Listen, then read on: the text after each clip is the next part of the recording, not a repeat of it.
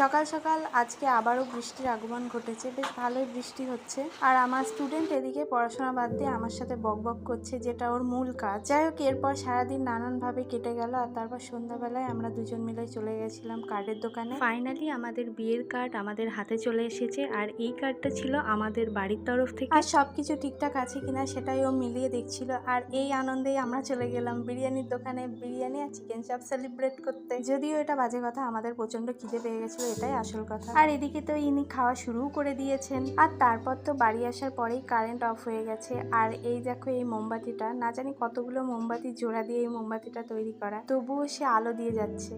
ভাঙা জিনিসগুলো হয়তো এরকমই, একটু সাজিয়ে গুছিয়ে রাখতে পারলে কাজে ঠিকই লেগে যায় বলো। যাই হোক, এই মোমবাতির সামনে বসে বসে আমি আর কি করব কারেন্টের অপেক্ষা করা ছাড়া। আর তারপর তো রাতের খাবারটাও খেতে হবে। আজকের মতো এখানেই শেষ করছি, আবার দেখা হবে পরের ভিডিওতে। টাটা।